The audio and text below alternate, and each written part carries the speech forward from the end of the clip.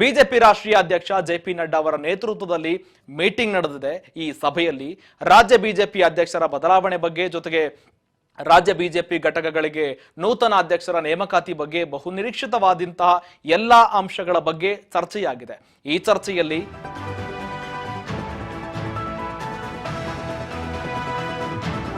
ರಾಜ್ಯ ಬಿಜೆಪಿ ಘಟಕಕ್ಕೆ ನೂತನ ಅಧ್ಯಕ್ಷರ ನೇಮಕ ಸಾಧ್ಯತೆ. ಈಗಾಗಲೇ ರಾಜ್ಯ ಬಿಜೆಪಿಗೆ ಅಧ್ಯಕ್ಷರ ನೇಮಕಾತಿ ವಿಚಾರಕ್ಕೆ ಸಂಬಂಧಪಟ್ಟಂತೆ ಮಹತ್ವದ ಮೀಟಿಂಗ್ ಆಗಿದೆ. ಬಿಜೆಪಿ ಹೈಕಮಾಂಡ್ ನೇತೃತ್ವದಲ್ಲಿ ಜೆಪಿ ನಡ್ಡಾ ಅವರ ನೇತೃತ್ವದಲ್ಲಿ ಮೀಟಿಂಗ್ ಆಗಿದೆ. ಜೆಪಿ ನಡ್ಡಾ ಅವರ ಅಧ್ಯಕ್ಷತೆಯಲ್ಲಿ ಮೀಟಿಂಗ್ ಆಗಿದೆ. ಬಿಜೆಪಿ ರಾಜ್ಯಾಧ್ಯಕ್ಷ ಯಾರಾಗಬೇಕು ಜೊತೆಗೆ ಇದಕ್ಕೆ ಸಂಬಂಧಪಟ್ಟಂತ ಮಹತ್ವದ ಚರ್ಚೆಯಾಗಿದೆ. ಈಗಾಗಲೇ ರಾಜ್ಯ ಬಿಜೆಪಿಯಲ್ಲಿ ಅಧ್ಯಕ್ಷ ಸ್ಥಾನಕ್ಕಾಗಿ ಜಟಾಪಟಿ ಶುರುವಾಗಿದೆ. ಇದಕ್ಕೆ ಅಂತಿಮವಾಗಿ ಬ್ರೇಕ್ ಹಾಕೋದಕ್ಕೆ ಮುಂದಾಗಿದೆ. ಈಗಾಗಲೇ ರಾಜ್ಯ ಬಿಜೆಪಿ ಘಟಕಕ್ಕೆ ನೂತನ ಅಧ್ಯಕ್ಷರ ನೇಮಕ ಪ್ರಕ್ರಿಯೆ ಕೂಡ ಆರಂಭವಾಗಿದೆ. ಏಪ್ರಿಲ್ ಅಂತ್ಯದ ವೇಳೆ ಅಥವಾ ಮೇ 1ರ ಮೊದಲ ವಾರದಲ್ಲಿ ನೂತನ ಅಧ್ಯಕ್ಷರ ಹೆಸರು ಕೂಡ ಫೈನಲ್ ಆಗುವ ಸಾಧ್ಯತೆ ಇದೆ. ಬಿಜೆಪಿ ಜನಾಕ್ರೋಶ ಯಾತ್ರೆ ಒಂದು ಕಡೆ ಆಗ್ತಾ ಇದೆ, ವಿವಿಧ ಜಿಲ್ಲೆಗಳಲ್ಲೂ ಕೂಡ ಅದು ಸಾಗ್ತಾ ಇದೆ. ಈ ಜನಾಕ್ರೋಶ ಯಾತ್ರೆ ಮುಗಿದ ನಂತರ ರಾಜ್ಯ ಬಿಜೆಪಿ ಘಟಕಕ್ಕೆ ನೂತನ ಅಧ್ಯಕ್ಷರು ಫೈನಲ್ ಆಗುವ ಸಾಧ್ಯತೆ ಇದೆ. ಏಪ್ರಿಲ್ ಅಂತ್ಯದ ವೇಳೆಗೆ ನೂತನ ಅಧ್ಯಕ್ಷರ ಹೆಸರು ಘೋಷಣೆ. ಈಗಾಗಲೇ ಬಿಜೆಪಿ ಜನಾಕ್ರೋಶ ಯಾತ್ರೆ ಮಾಡ್ತಾ ಇದೆ ಕಾಂಗ್ರೆಸ್ ವಿರುದ್ಧವಾಗಿ. ಇಂತಹ ಸಂದರ್ಭದಲ್ಲಿ ಮಹತ್ವದ ನಿರ್ಣಯಕ್ಕೆ ಕೈ ಹಾಕಿದೆ ಹೈಕಮಾಂಡ್ ನಾಯಕರ ನಾಯಕತ್ವದಲ್ಲಿ. ಈಗಾಗಲೇ ಅದೇ ವಿಚಾರಕ್ಕೆ ಸಂಬಂಧಪಟ್ಟಂತೆ ಸತತವಾಗಿ ಬಿಜೆಪಿ ರಾಜ್ಯ ಪಾಳ್ಯದಲ್ಲಿ ತೀವ್ರ ಗೊಂದಲಕ್ಕೆ ಕಾರಣವಾಗ್ತಾ ಇತ್ತು. ವಿಜಯೇಂದ್ರ ವಿರುದ್ಧವಾಗಿ ಸಮರ ಸಾರ್ತಾ ಇದ್ರು ಯತ್ನಾಳ್ ಬಣದ ನಾಯಕರು. ಇದೇ ವಿಷಯಕ್ಕೆ ಸಂಬಂಧಪಟ್ಟಂತೆ ಈಗಾಗಲೇ ಸತತವಾಗಿ ಹೇಳಿಕೆ ಕೊಡ್ತಾ ಇದ್ದಂತ ಯತ್ನಾಳ್ ವಿರುದ್ಧವಾಗಿ ಈಗಾಗಲೇ ಹೈಕಮಾಂಡ್ ಚಾಟಿ ಬೀಸಿದೆ. ಹೈಕಮಾಂಡ್ ನಾಯಕರು ಕೂಡ ಯತ್ನಾಳ್ ಅವರನ್ನ ಉಚ್ಚಾಟನೆ ಮಾಡಿದ್ದಾರೆ. ಯತ್ನಾಳ್ ಅವರನ್ನ ಉಚ್ಚಾಟನೆ ಮಾಡುವ ಮೂಲಕವಾಗಿ ಯತ್ನಾಳ್ ಬಣದ ಕೆಲವು ನಾಯಕರಿಗೂ ಕೂಡ ಬ್ರೇಕ್ ಹಾಕಿದೆ. ಈ ಹಿನ್ನೆಲೆಯಲ್ಲಿ ಈಗಾಗಲೇ ಹೈಕಮಾಂಡ್ ನಾಯಕರು ಮಹತ್ವದ ನಿರ್ಧಾರಕ್ಕೆ ಕೈ ಹಾಕಿದ್ದಾರೆ. ಏಪ್ರಿಲ್ ಅಂತಿಮ ವಾರದಲ್ಲಿ ಜೊತೆಗೆ ಆಗಿರ್ಬೋದು ಅಥವಾ ಮೇ ಮೊದಲ ವಾರದಲ್ಲಾದರೂ ಆಗಿರ್ಬೋದು. ಇಂತಹ ಸಂದರ್ಭದಲ್ಲಿ ಏಪ್ರಿಲ್ ಅಂತಿಮ ವಾರದಲ್ಲಿ ಕೂಡ ಬಹುತೇಕವಾಗಿ ಹೈಕಮಾಂಡ್ ನಾಯಕರು ಈಗಾಗಲೇ ರಾಜ್ಯ ಬಿಜೆಪಿ ಪಕ್ಷದ ಅಧ್ಯಕ್ಷರ ಹೆಸರನ್ನು ಕೂಡ ಫೈನಲ್ ಮಾಡಿದ್ದಾರೆ. ಇನ್ನೇನು ಘೋಷಣೆ ಮಾಡುವುದಷ್ಟೇ ಬಾಕಿ ಇದೆ. ನೋಡ್ಬೇಕಾಗುತ್ತೆ. ವಿಜಯೇಂದ್ರನೇ ಬಹುತೇಕವಾಗಿ ಮುಂದುವರಿಯುವ ಎಲ್ಲಾ ಸಾಧ್ಯತೆ ಕೂಡ ಒಂದು ಕಡೆ ದಟ್ಟವಾಗಿ ಕಾಣ್ತಾ ಇದೆ. ವಿಜಯೇಂದ್ರ ಯಾವುದೇ ಕಾರಣಕ್ಕೂ ಕೂಡ ಒಂದು ಕಡೆ ಪದಾಧಿಕಾರಿಗಳ ನೇಮಕ, ರಾಜ್ಯ ಜಿಲ್ಲಾ ಅಧ್ಯಕ್ಷರ ನೇಮಕಾತಿ ವಿಚಾರದಲ್ಲಿ ಕೂಡ ವಿಜಯೇಂದ್ರದವರ ಕೈ ಮೇಲಾಗಿದೆ. ಒಂದು ಕಡೆಯಲ್ಲಿ ವಿಜಯೇಂದ್ರಗೆ ಹೈಕಮಾಂಡ್ ನಾಯಕರ ಬೆಂಬಲ ಕೂಡ ಇದೆ. ಒಂದು ಕಡೆಯಲ್ಲಿ ಯಡಿಯೂರಪ್ಪ ಅವರ ನಾಯಕತ್ವದಲ್ಲಿ ಕೂಡ ವಿಜಯೇಂದ್ರ ಅವರ ಸಾಥ್ ಕೂಡ ಹೈಕಮಾಂಡ್ಗೆ ಬೆಂಬಲವಾಗಿ ಕಾಣ್ತಾ ಇದೆ. ಇದೆಲ್ಲದರ ಬಗ್ಗೆ ಹೆಚ್ಚಿನ ಮಾಹಿತಿ ಕೊಡ್ತಾ ಹೋಗ್ತಾರೆ ನಮ್ಮ ಪ್ರತಿನಿಧಿ ರೇಣುಕಾ ಸಂಪರ್ಕದಲ್ಲಿದ್ದಾರೆ. ಡೆಸ್ಕ್ ಲೈವ್ ಇಂದ ಜಾಯ್ನ್ ಆಗ್ತಾ ಇದ್ದಾರೆ. ರೇಣುಕಾ, ಈಗಾಗಲೇ ಹೈಕಮಾಂಡ್ ನಾಯಕತ್ವದಲ್ಲಿ ಇದಕ್ಕೆ ತೀವ್ರವಾಗಿ ಜಟಾಪಟಿಗೆ ಕಾರಣವಾಗ್ತಾ ಇತ್ತು. ಬಿಜೆಪಿ ಪಾಳ್ಯದಲ್ಲಿ ತುಂಬಾ ತಡವಾಯಿತು ಅಂತಾನೆ ಹೇಳ್ಬೋದು. ಈಗಾಗಲೇ ಅಂತಿಮ ಘಟ್ಟದಲ್ಲಿ ಹೈಕಮಾಂಡ್ ನಾಯಕರು ಕೂಡ ಸ್ಪಷ್ಟ ಬ್ರೇಕ್ ಹಾಕಿದ್ದಾರೆ. ಯತ್ನಾಳ್ ಅವರ ವಾಗ್ದಾಳಿಗೆ ಬ್ರೇಕ್ ಹಾಕಿ ಈ ಮೂಲಕವಾಗಿ ಮಹತ್ವದ ನಿರ್ಧಾರಕ್ಕೆ ಕೂಡ ಅಂತಿಮವಾಗಿ ಹೈಕಮಾಂಡ್ ನಾಯಕರು ಕೂಡ ಬಂದಾಗಿದೆ. ಈ ಬಗ್ಗೆ ಹೆಚ್ಚಿನ ಮಾಹಿತಿ ಏನಿದೆ, ಜೊತೆಗೆ ವಿಜೇಂದ್ರ ಅವರು ಏನಾದರೂ ಮುಂದುವರಿಬಹುದಾ ಅಥವಾ ಬೇರೆ ನಾಯಕರು ಏನಾದರೂ ಮತ್ತೊಮ್ಮೆ ಮಣೆ ಹಾಕುವ ಸಾಹಸಕ್ಕೇನಾದ್ರೂ ಹೈಕಮಾಂಡ್ ನಾಯಕರು ಮುಂದಾಗ್ತಾ ಇದ್ದಾರಾ? ಯಾರಾಗ್ಬೋದು? ಜೊತೆಗೆ ಇದಕ್ಕೆ ಸಂಬಂಧಪಟ್ಟಂತ ಹೆಚ್ಚಿನ ಮಾಹಿತಿ ಏನಿದೆ ರೇಣುಕಾ? ಶ್ರೀಕಾಂತ್, ಏನು ರಾಜ್ಯ ಬಿಜೆಪಿಯಲ್ಲಿ ಒಂದಿಷ್ಟು ಕಾಲ ಸಾಕಷ್ಟು ಒಂದು ಸದ್ದುಗಳನ್ನೇ ಮಾಡಿರುವಂತಹ ವಿಚಾರ ಅಂದರೆ ಅದು ಸ್ವಪಕ್ಷದಲ್ಲಿ ಇರ್ತಕ್ಕಂಥ ನಾಯಕರ ವಿರುದ್ಧ ವಾಗ್ದಾಳಿಗಳು ಮತ್ತು ಆರೋಪ ಪ್ರತ್ಯಾರೋಪಗಳು. ಪ್ರಮುಖವಾಗಿ ವಿಜಯೇಂದ್ರ ರಾಜ್ಯಾಧ್ಯಕ್ಷರ ಆದಾಗ್ಲಿಂದಲೂ ಕೂಡ ಯತ್ನಾಳ್ ಅವರು ಅವರನ್ನು ಪ್ರಬಲವಾಗಿ ವಿರೋಧ ಮಾಡಿಕೊಂಡೇ ಬರ್ತಾ ಇದ್ರು. ಪೂಜ್ಯ ತಂದೆ ಮತ್ತೆ ಮಕ್ಕಳು ಕೂಡ ಪಕ್ಷವನ್ನು ತಮ್ಮ ಒಂದು ವೈಯಕ್ತಿಕ ಮತ್ತೆ ಕಾಂಗ್ರೆಸ್ ಜೊತೆ ಒಂದಿಷ್ಟು ಹೊಂದಾಣಿಕೆ ರಾಜಕಾರಣಕ್ಕೋಸ್ಕರ ಬಳಕೆ ಮಾಡ್ಕೊಳ್ತಿದ್ದಾರೆ ಅಂತಕ್ಕಂಥ ಆರೋಪವನ್ನು ಮೊದಲಿನಿಂದಲೂ ಕೂಡ ಮಾಡ್ಕೊಂಡು ಬರ್ತಾನೆ ಇದ್ರು. ಅದ್ರ ಜೊತೆಗೇನೆ ಅಧ್ಯಕ್ಷರ ಬದಲಾವಣೆ ಆಗಲೇಬೇಕು ಮತ್ತೆ ಅಧ್ಯಕ್ಷರ ಒಂದು ಆಯ್ಕೆ ವಿಚಾರದಲ್ಲೂ ಕೂಡ ಯಾವೊಬ್ಬ ನಾಯಕರ ಒಂದು ಅಭಿಪ್ರಾಯವನ್ನು ಕೂಡ ಸಂಗ್ರಹಣೆ ಮಾಡಿಲ್ಲ. ಏಕಾಏಕಿಯಾಗಿ ಅಧ್ಯಕ್ಷರನ್ನು ಆಯ್ಕೆ ಮಾಡಲಾಗಿದೆ ಆಗಿದೆ ಅಂತಕ್ಕಂಥ ಬೇಸರವನ್ನು ಕೂಡ ಈಗಾಗಲೇ ಸಾಕಷ್ಟು ನಾಯಕರುಗಳು ಕೂಡ ಹೊರಹಾಕಿದ್ರು. ಇದಕ್ಕೆ ಸಂಬಂಧಪಟ್ಟಂತೆ ಯತ್ನಾಳ್ ಅವರು ಕೂಡ ವಿಜಯೇಂದ್ರ ಅವರ ವಿರುದ್ಧವಾಗಿ ತಮ್ಮದೇ ಆದಂತಹ ಒಂದು ರೆಬಲ್ ಟೀಮ್ ಅನ್ನು ಕಟ್ಕೊಂಡು ಕೂಡ ರಾಜ್ಯಾಧ್ಯಕ್ಷರ ಒಂದು ನೇತೃತ್ವದಲ್ಲಿ ನಾವು ಯಾವುದೇ ಕಾರಣಕ್ಕೂ ಕೂಡ ಯಾವುದೇ ಒಂದು ಪಕ್ಷದ ಕಾರ್ಯಕ್ರಮಗಳಿರ್ಬೋದು, ಸಭೆಗಳಿರ್ಬೋದು ಭಾಗಿಯಾಗಲ್ಲ ಅಂತೇಳಿ ಕೂಡ ಕಡಾಖಂಡಿತವಾಗಿ ತಮ್ಮದೇ ಆದಂತಹ ಪ್ರತ್ಯೇಕ ತಂಡದಲ್ಲಿ ಸಭೆಗಳನ್ನು ಮಾಡ್ತಾ ಇದ್ರು, ರಾಜ್ಯದಲ್ಲಿ ಹೋರಾಟಗಳನ್ನು ಕೂಡ ಮಾಡ್ಕೊಂಡು ಬರ್ತಾ ಇದ್ರು. ಇವರ ಒಂದು ತಂಡದಲ್ಲಿ ಇರ್ತಕ್ಕಂಥ ಶಾಸಕರಾದಂತಹ ರಮೇಶ್ ಜಾರಕಿಹೊಳಿ ಅವರು ಕೂಡ ಎಲ್ಲಿಯವರೆಗೂ ವಿಜಯೇಂದ್ರ ಅವರು ಅಧ್ಯಕ್ಷರಾಗಿರ್ತಾರೆ ಅಲ್ಲಿಯವರೆಗೂ ಕೂಡ ನಾವು ಯಾವುದೇ ಒಂದು ರಾಜಕೀಯ ಚಟುವಟಿಕೆಗಳಲ್ಲೂ ಕೂಡ ಭಾಗವಹಿಸಲ್ಲ, ಬಿಜೆಪಿ ಕಚೇರಿಗೂ ಕೂಡ ಭೇಟಿ ಕೊಡಲ್ಲ ಅಂತಕ್ಕಂಥ ಮಾತುಗಳನ್ನು ಕೂಡ ಈಗಾಗಲೇ ಸಾಕಷ್ಟು ಬಾರಿ ಹೇಳಿದ್ರು. ಅದರಂತೆಯೇ ಯತ್ನಾಳ್ ಅಂಡ್ ಟೀಮ್ದಲ್ಲಿ ಯಾರೆಲ್ಲ ಕಾಣಿಸ್ಕೊಂಡಿದ್ರು ಅವೆಲ್ಲ ನಾಯಕರುಗಳು ಕೂಡ ಒಂದೇ ಒಂದು ಮಾತು ಹೇಳ್ತಾ ಇದ್ರು, ಅಧ್ಯಕ್ಷರ ಬದಲಾವಣೆ ಆಗಬೇಕು ಅಂತಕ್ಕಂಥ ಮಾತುಗಳನ್ನು ಕೂಡ ಪದೇ ಪದೇ ಹೇಳ್ತಾ ಇದ್ರು. ಇದಕ್ಕೆ ಸಂಬಂಧಪಟ್ಟಂತೆ ಹೈಕಮಾಂಡ್ ನಾಯಕರಿಗೂ ಕೂಡ ದೂರನ್ನು ಕೂಡ ಕೊಟ್ಟಿದ್ರು, ಮತ್ತೆ ಪರಸ್ಪರ ಒಬ್ರಿಗೊಬ್ರು ವಾಗ್ದಾಳಿಗಳನ್ನು ಕೂಡ ಮಾಡ್ಕೋತಾ ಇದ್ರು. ಇದಕ್ಕೆ ಬೇಸತ್ತಂತಹ ಹೈಕಮಾಂಡ್ ನಾಯಕರುಗಳು ಕೂಡ ಸಾಕಷ್ಟು ಬಾರಿ ನೋಟಿಸ್ ಅನ್ನು ಕೂಡ ಕೊಟ್ಟಿದ್ರು, ಕಿವಿ ಮಾತನ್ನು ಕೂಡ ಹೇಳಿದ್ರು. ಪಕ್ಷದ ಸಮಸ್ಯೆ ಏನೇ ಇದ್ರು ಕೂಡ ಆಂತರಿಕ ಪಕ್ಷಗಳ 4 ಗೋಡೆಗಳ ಮಧ್ಯೆ ಚರ್ಚೆ ಮಾಡ್ಕೋಬೇಕು, ಅಲ್ಲೇ ಬಗೆಹರಿಸ್ಕೊಳ್ಬೇಕು ಅಂತಕ್ಕಂಥ ಸೂಚನೆಯನ್ನು ಕೊಟ್ಟಿದ್ರು ಕೂಡ ಒಬ್ಬರ ಮೇಲೆ ಒಬ್ರು ಪ್ರತಿನಿತ್ಯವೂ ಕೂಡ ಆರೋಪಗಳನ್ನು ಮಾಡ್ಕೊಂಡು ಬರ್ತಾನೆ ಇದ್ರು. ಹಾಗಾಗಿ ಒಂದಿಷ್ಟು ನಾಯಕರಿಗೆ ಬಿಜೆಪಿಯಲ್ಲಿ ಇರ್ತಕ್ಕಂಥ ಒಂದಿಷ್ಟು ಬಿಜೆಪಿ ನಾಯಕರುಗಳಿಗೂ ಕೂಡ ಎಚ್ಚರಿಕೆ ನೀಡಬೇಕು ಅನ್ನೋ ಒಂದು ನಿಟ್ಟಿನಲ್ಲೂ ಕೂಡ ಈಗ ಸದ್ಯ ಯತ್ನಾಳ್ ಅವರನ್ನು ಕೂಡ ಇದೇ ಒಂದು ವಿಚಾರಕ್ಕೆ ಸ್ವಪಕ್ಷದ ನಾಯಕರ ವಿರುದ್ಧ ಏಕವಚನದಲ್ಲಿ ಮತ್ತೆ ಬಹಿರಂಗವಾಗಿ ಈ ರೀತಿಯಾದಂತಹ ಆರೋಪಗಳು ಸುಳ್ಳು ಆರೋಪಗಳನ್ನು ಮಾಡ್ಕೊಂಡು ಬರ್ತಾ ಇದ್ದಾರೆ ಅಂತಕ್ಕಂಥ ವಿಚಾರಕ್ಕೆ ಅವರನ್ನು ಕೂಡ ಸದ್ಯ 6 ವರ್ಷಗಳ ಕಾಲ ಅವರನ್ನು ಕೂಡ ಈಗಾಗಲೇ ಉಚ್ಚಾಟನೆ ಮಾಡಿರುವಂಥದ್ದು. ಇದಕ್ಕೆ ಸಂಬಂಧಪಟ್ಟಂತೆ ಒಂದಿಷ್ಟು ಶಾಸಕರು ಮತ್ತೆ ಮುಖಂಡರುಗಳಿಗೂ ಕೂಡ ಈಗಾಗಲೇ ಶೋಕಾಸ್ ನೋಟಿಸ್ ಅನ್ನು ಕೂಡ ಕೊಟ್ಟಿರುವಂಥದ್ದು. ಪಕ್ಷದ ಅಧ್ಯಕ್ಷರ ವಿಚಾರ ಇರ್ಬೋದು, ಪಕ್ಷದ ಬೇರೆ ಬೇರೆ ರೀತಿಯಾದಂತಹ ಯಾವುದೇ ವಿಚಾರಕ್ಕೆ ಸಂಬಂಧಪಟ್ಟಂತೆ ಯಾರೊಬ್ಬರು ಕೂಡ ಬಹಿರಂಗವಾಗಿ ಮಾತಾಡಬಾರ್ದು ಅಂತಕ್ಕಂಥ ಒಂದು ನೋಟಿಸ್ ಕೊಟ್ಟು ಮತ್ತೆ ಉಚ್ಚಾಟನೆ ಮೂಲಕ ಎಲ್ಲ ಒಂದು ನಾಯಕರುಗಳಿಗೂ ಕೂಡ ಎಚ್ಚರಿಕೆಯ ಸಂದೇಶವನ್ನು ಕೂಡ ರವಾನೆ ಮಾಡಿದ್ರು. ಆಯ್ತಪ್ಪ, ಇಲ್ಲಿಗೆ ಮುಗೀತು, ಅಧ್ಯಕ್ಷರ ಬದಲಾವಣೆಯನ್ನು ಕೂಡ ಪಕ್ಷದಲ್ಲಿ ಇರ್ತಕ್ಕಂಥ ನಾಯಕರುಗಳು ಕೂಡ ಕೈ ಬಿಟ್ಟಿದ್ದಾರೆ, ಅದ್ರ ಜೊತೆಗೆ ಹೈಕಮಾಂಡ್ ನಾಯಕರುಗಳು ಕೂಡ ಈ ಒಂದು ವಿಚಾರವನ್ನು ಮುಂದಕ್ಕೆ ಹಾಕಿದ್ದಾರೆ ಅಂತ ಎಲ್ಲರೂ ಕೂಡ ಅನ್ಕೊಂಡಿದ್ರು. ಆದ್ರೆ ಯತ್ನಾಳ್ ಅವರು ಕೂಡ ಉಚ್ಚಾಟನೆ ಆದ ನಂತರವೂ ಕೂಡ ಅವರು ಅಧ್ಯಕ್ಷರ ಬದಲಾವಣೆ ಆಗ್ಲೇಬೇಕು, ಅಲ್ಲಿಯವರೆಗೂ ನಾನು ಹೋರಾಟ ಮಾಡ್ತೀನಿ ಅಂತಕ್ಕಂಥ ಮಾತುಗಳನ್ನು ಕೂಡ ಹೇಳ್ಕೊಂಡು ಬರ್ತಾ ಇದ್ರು. ಆದ್ರೆ ಹೈಕಮಾಂಡ್ ನಾಯಕರು ಎಲ್ಲ ಒಂದ್ ಕಡೆ ಇತ್ತ ರಾಜ್ಯ ಬಿಜೆಪಿ ನಾಯಕರುಗಳ ಕಡೆ ಗಮನ ಕೊಡೋದನ್ನು ಕೂಡ ಕಡಿಮೆ ಮಾಡಿದ್ರು. ಅದಾದ ನಂತರ ಇದೀಗ ಮತ್ತೆ ಅಧ್ಯಕ್ಷರ ಬದಲಾವಣೆ ಕೂಗು ಪ್ರಸ್ತುತ ರಾಜ್ಯ ಬಿಜೆಪಿಯಲ್ಲಿ ಮತ್ತೆ ಕೇಳಿ ಬರ್ತಾ ಇರುವಂತದ್ದು.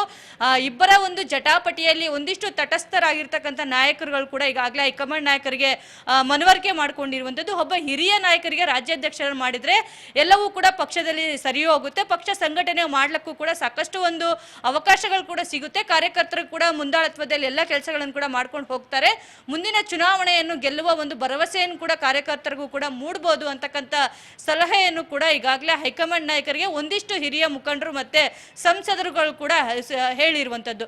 ಅದಾದ ನಂತರ ಇದೀಗ ಮತ್ತೆ ಅಧ್ಯಕ್ಷರ ಬದಲಾವಣೆ ಬಗ್ಗೆಯೂ ಕೂಡ ಹೈಕಮಾಂಡ್ ನಾಯಕರು ತಲೆ ಕೆಡಿಸಿಕೊಂಡಿರುವಂತದ್ದು. ಈಗಾಗಲೇ JP ನಡ್ಡಾ ಅವರು ಕೂಡ ಒಂದು ಸುತ್ತಿನ ಸಭೆಯನ್ನು ಕೂಡ ಮಾಡಿದ್ದಾರೆ. ಹಲವು ರಾಜ್ಯಗಳಲ್ಲೂ ಕೂಡ ಅಧ್ಯಕ್ಷರ ಬದಲಾವಣೆ ಆಗಬೇಕಾಗಿದೆ, ಹಾಗಾಗಿ ಕರ್ನಾಟಕದಲ್ಲೂ ಕೂಡ ಅಧ್ಯಕ್ಷರ ಬದಲಾವಣೆ ಆಗಬೇಕು ಅಂತಕ್ಕಂಥ ವಿಚಾರಕ್ಕೂ ಕೂಡ ಈಗಾಗಲೇ ಸಭೆಯನ್ನು ಕೂಡ ಮಾಡಲಾಗಿದೆ.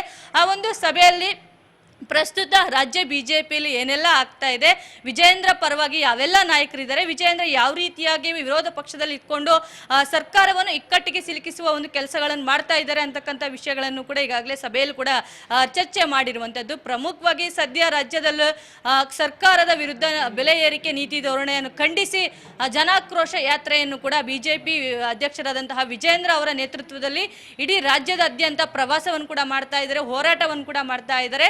ಈ ಒಂದು ಹೋರಾಟದ ನಂತರ ಇದೇ ತಿಂಗಳು ಅಥವಾ ಮುಂದಿನ ಮೇ 1ನೇ ವಾರ ರಾಜ್ಯಾಧ್ಯಕ್ಷರಿಗೆ ಒಂದು ಸರ್ಜರಿಯನ್ನು ಕೂಡ ಮಾಡಲಾಗುತ್ತೆ. ಅಧ್ಯಕ್ಷರನ್ನಾಗಿ ಇವರನ್ನೇ ಮುಂದುವರಿಸಬೇಕಾ ಅಥವಾ ಹೊಸ ಅಧ್ಯಕ್ಷರನ್ನಾಗಿ ಬೇರೆಯವರನ್ನು ಯಾರಾದರೂ ಹಿರಿಯ ನಾಯಕರನ್ನು ಆಯ್ಕೆ ಮಾಡ್ಕೊಳ್ಬೇಕಾ ಅಂತಕ್ಕಂಥ ವಿಚಾರಕ್ಕೆ ಸಂಬಂಧಪಟ್ಟಂತೆ ಕೂಡ ಹೈಕಮಾಂಡ್ ನಾಯಕರುಗಳು ಕೂಡ ರಾಜ್ಯಕ್ಕೆ ಬರುವ ಸಾಧ್ಯತೆಗಳು ಕೂಡ ಇರುತ್ತೆ. ಈಗಾಗಲೇ ಈ ಒಂದು ವಿಚಾರಕ್ಕೆ ಸಂಬಂಧಪಟ್ಟಂತೆ 3-4 ಬಾರಿ ಬಂದು ಕಾರ್ಯಕರ್ತರು ಮತ್ತೆ ಜಿಲ್ಲಾಧ್ಯಕ್ಷರು ಪದಾಧಿಕಾರಿಗಳ ಅವರ ಒಂದು ಅಭಿಪ್ರಾಯವನ್ನು ಕೂಡ ಸಂಗ್ರಹಣೆ ಮಾಡಿಕೊಂಡಿರುವಂಥದ್ದು. ಹಾಗಾಗಿ ಮತ್ತೊಮ್ಮೆ ಅಧ್ಯಕ್ಷರ ಬದಲಾವಣೆ ಆಗುವ ಸಾಧ್ಯತೆಗಳು ಕೂಡ ಹೆಚ್ಚಾಗಿರುವಂಥದ್ದು, ಮತ್ತೊಮ್ಮೆ ರಾಜ್ಯಕ್ಕೆ ಬರುವ ಸಾಧ್ಯತೆಗಳು ಕೂಡ ಇರುತ್ತೆ. ಕೋರ್ ಕಮಿಟಿ ಸಭೆಯನ್ನು ಕೂಡ ಮಾಡುವ ಸಾಧ್ಯತೆಗಳು ಇರುತ್ತೆ. ಆ ಒಂದು ಸಭೆಯಲ್ಲಿ ಯಾರೆಲ್ಲ ವಿಜಯೇಂದ್ರ ಪರವಾಗಿದ್ದಾರೆ ಮತ್ತೆ ಯಾರೆಲ್ಲ ವಿರೋಧವಾಗಿದ್ದಾರೆ, ಯಾವ ನಾಯಕರನ್ನು ಆಯ್ಕೆ ಮಾಡ್ಕೊಳ್ಬೇಕು ಅನ್ನೋ ಒಂದು ವಿಚಾರಕ್ಕೂ ಕೂಡ ಚರ್ಚೆ ಮಾಡಲಾಗಿದೆ. ಒಂದು ಬ್ರೇಕಿಂಗ್ ನ್ಯೂಸ್ ಕೂಡ ಬರ್ತಾ ಇದೆ, ಇದಕ್ಕೆ ಸಂಬಂಧಪಟ್ಟಂತೆ ಹೆಚ್ಚಿನ ಮಾಹಿತಿ ಕೂಡ ಬರ್ತಾ ಇದೆ. ಈಗಾಗಲೇ ಇದೇ ವಿಚಾರಕ್ಕೆ ಸಂಬಂಧಪಟ್ಟಂತೆ ರಾಜ್ಯ ಬಿಜೆಪಿಯಲ್ಲಿ ಮತ್ತೆ ಭುಗಿಲೇಳ್ತಾ ಇದೆ ಅಸಮಾಧಾನ. ರಾಜ್ಯ ಬಿಜೆಪಿಯಲ್ಲಿ ಅಧ್ಯಕ್ಷರ ನೇಮಕಾತಿ ವಿಚಾರಕ್ಕೆ ಸಂಬಂಧಪಟ್ಟಂತೆ ಭುಗಿಲೇಳ್ತಾ ಇದೆ ಅಸಮಾಧಾನ. ಯತ್ನಾಳ್ ಉಚ್ಚಾಟನೆ ಬಳಿಕವೂ ಕೂಡ ಮತ್ತೆ ಬಿಜೆಪಿಯಲ್ಲಿ ಭಿನ್ನಮತ ಉಂಟಾಗ್ತಾ ಇದೆ. ಈಗಾಗಲೇ ಬಿಜೆಪಿ ಬಣ ಬಡಿದಾಟ ಒಂದು ಕಡೆ ಆಗಿದೆ. ಇದರ ನಡುವೆ ಹೈಕಮಾಂಡ್ ನಾಯಕರು ಕೂಡ ಎಲ್ಲದಕ್ಕೂ ಬ್ರೇಕ್ ಹಾಕೋದಕ್ಕೆ ಸಜ್ಜಾಗ್ತಾ ಇದ್ದಾರೆ. ಈಗಾಗಲೇ ಇದಕ್ಕೆ ಸಂಬಂಧಪಟ್ಟಂತೆ ಬಿಜೆಪಿ ನಾಯಕರು ಕೂಡ ಅಸಮಾಧಾನಗಳನ್ನ ಹೊರ ಹಾಕ್ತಾ ಇದ್ದಾರೆ. ಈಗಾಗಲೇ ಇದೇ ವಿಚಾರಕ್ಕೆ ಸಂಬಂಧಪಟ್ಟಂತೆ ಯತ್ನಾಳ್ ಕೂಡ ಉಚ್ಚಾಟನೆ ಆಗಿದ್ದಾರೆ. ಎಲ್ಲದರ ಬಳಿಕ ಕೂಡ ಬಿಜೆಪಿಯ ಹೈಕಮಾಂಡ್ ನಾಯಕರು ಕೂಡ ಇದೆಲ್ಲದಕ್ಕೂ ಬ್ರೇಕ್ ಹಾಕೋದಕ್ಕೆ ಸಜ್ಜಾಗಿದ್ದಾರೆ. ಸ್ವಪಕ್ಷದಲ್ಲೇ ಕೂಡ ಅಸಮಾಧಾನಗಳನ್ನ ಹೊರ ಹಾಕ್ತಾ ಇದ್ದಾರೆ.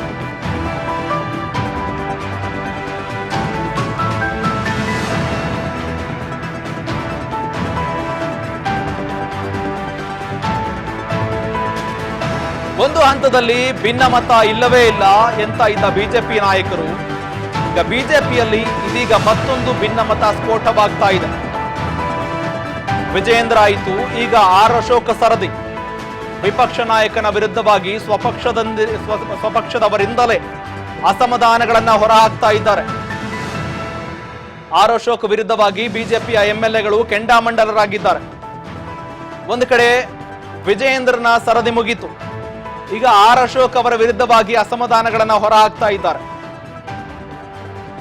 ಈಗಾಗಲೇ ಒಂದು ಕಡೆಯಲ್ಲಿ ವಿಜಯೇಂದ್ರನ ಸರದಿ ಮುಗಿತಾ ಬರ್ತಾ ಇದ್ದಂತೆ ಈಗ ಆರ್ ಅಶೋಕ್ ಅವರ ಸರದಿ ಕೂಡ ಪ್ರಾರಂಭವಾಗ್ತಾ ಇದೆ. ಆರ್ ಅಶೋಕ್ ವಿರುದ್ಧವಾಗಿ ಸ್ವಪಕ್ಷದ ಬಿಜೆಪಿ ಎಂಎಲ್ಎಗಳೇ ಆಕ್ರೋಶಗಳನ್ನ ಹೊರಹಾಕ್ತಾ ಇದ್ದಾರೆ.